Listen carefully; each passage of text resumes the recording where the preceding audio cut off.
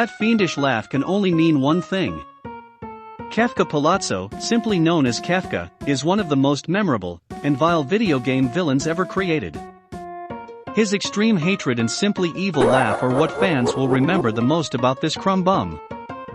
He's been compared to other cultural villains, such as the Joker from the Batman hero franchise. Joker is a super badass for sure, so naturally Kefka takes the title as well. Kefka appears in the 6th installment of the Final Fantasy series. He was originally an army general for the temporary main villain, Emperor Ghestahl. After Kefka does away with the unsuspecting emperor, he becomes a godlike ruler of the world.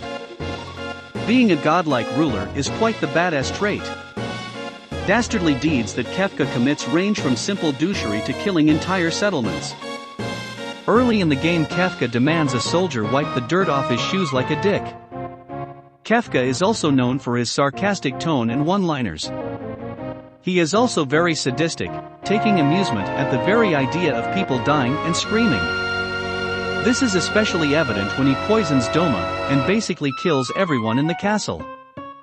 Another example of this is his admission prior to confronting the returners for the final time that he enjoys destroying things precisely because precious lives are lost in the process. At around the halfway point in Final Fantasy VI, Kefka essentially destroys the world. By disrupting the triad at the summit of the floating continent, he splits the world, and the world then completely reshapes. This results in countless people and animals dying, and all the characters of the game being scattered across the new landscape. The ability to bring on apocalyptic chaos is definitely a form of badassery. Kefka becomes ruler of the new world and builds himself a tower. He uses the triad at the top of the tower to rule over the entire land. Anyone who opposes him can be subject to the light of judgment, which wreaks fiery havoc on anyone unfortunate enough to endure the wrath of Kefka, the god of magic. A group of strange people form a cult of worship for Kefka, and even construct their own tower in his honor. Defeating these rip-off artists will require lots of magic power. Kefka is eventually defeated by the returners, and it is only after his death that the world would be able to repair and rebuild. This character is very well known for his high-pitched cackle of a laugh. Sometimes the laugh goes on for 3 times in a row if he's feeling especially evil. His laughter is badass and has been called the greatest video game laughter of all time.